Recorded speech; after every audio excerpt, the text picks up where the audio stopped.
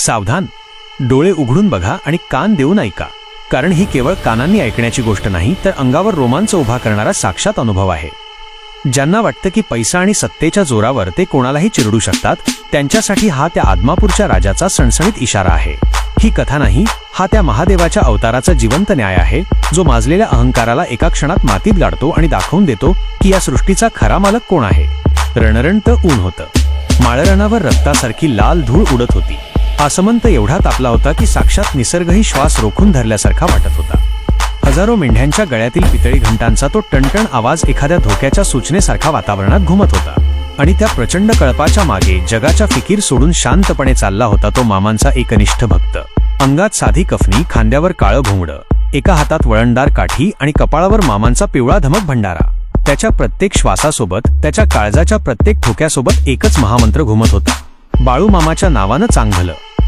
पण नियतीला काहीतरी वेगळंच मान्य होतं. अचानक शांतता भंग पावली. एका अलिशान गर्विष्ठ काळ्या गाडीचा टायर रागात मातीत रुतला.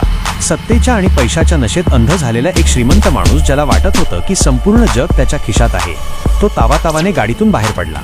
त्याच्या डोळ्यात गरिबांबद्दलचा भयंकर तिटकारा आणि चेहऱ्यावर सत्तेचा माज होता. तो माणूस गरजला, ए धनगरा, ही तुझी घाणेरडी जनावरं घेऊन माझा रस्ता अडवण्याची तुझी हिंमत कशी झाली? ही गाडी बघितलीस? हिच्या एका टायरच्या किमतीत तुझ्यासारख्या हजारो मेंढपाळांची 7 पिढ्यांचं आयुष्य विकत घेईन मी. चल, बाजूला घे हा कचरा. जर माझ्या गाडीला साधी चरा पडली तर तुझी कातडी सोलून काढीन. तो भक्त डगमगला नाही.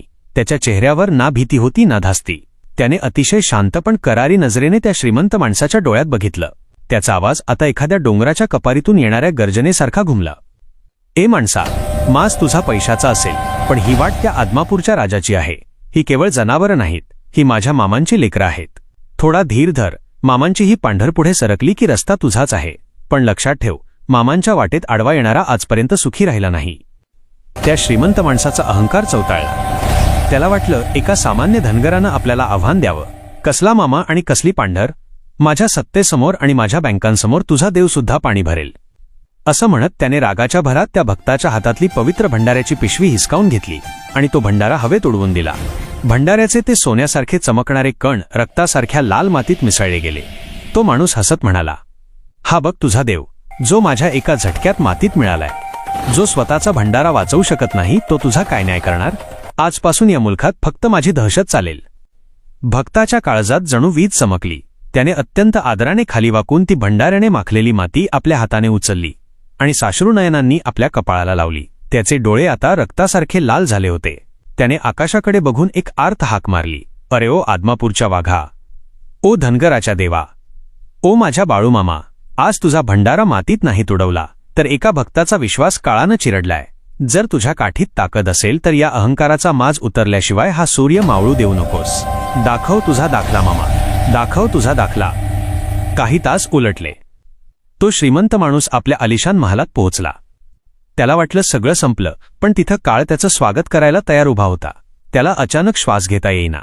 एसी चालू असूनही त्याला आगीच्या झळा बसू लागल्या. त्याला भास झाला की त्याच्या त्या मऊ बेडभोवती हजारो मेंढ्या उभ्या आहेत आणि त्या प्रत्येकाच्या डोळ्यातून जळता निखारा वाहत आहे. त्याच्या छातीवर कुणीतरी मनाचं ओझं ठेवलं होतं. त्याला भिंतीवर स्वतःचं ऐश्वर्य नाही तर एक महाकाय रौद्र आकृती दिसू लागली.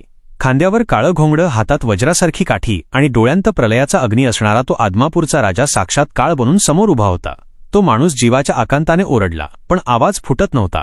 त्याला असं वाटलं की हजारो काठ्या एकाच वेळी त्याच्या काळजावर प्रहार करत आहेत. तो वेड्यासारखा घराबाहेर पडला आणि अनवाणी पायाने धावत धावत त्याच माळरानावर आला जिथे त्याने भंडारा उडवला होता.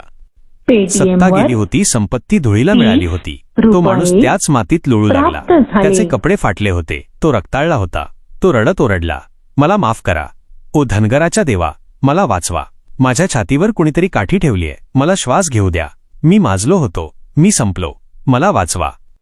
तो भक्त तिथेच एका खडकावर शांत बसला होता. त्याने पुन्हा जमिनीवरची ती भंडाऱ्याची माती उचलली आणि त्या माणसाच्या कपाळाला लावली. क्षणार्धात तो भार उतरला. तो काळोख संपला आणि त्या माणसाला नवजीवन मिळालं. भक्त उठला आणि चालता चालता फक्त इतकंच म्हणाला, लक्षात ठेव माणसा, जिथं तुझी सत्ता संपते तिथं माझ्या मामांची सत्ता सुरू होते. ज्या कपाळाला मामांचा भंडारा लागतो तिथं प्रत्यक्ष काळ सुद्धा नतमस्तक होतो, पण जो मामांच्या अस्तित्वावर बूट ठेवतो त्याला ही माती सुद्धा जागा देत नाही. आकाशातून आणि डोंगराच्या कपारीतून एकच महाघोष घुमला, बाळूमामाच्या नावानं चांग भलं.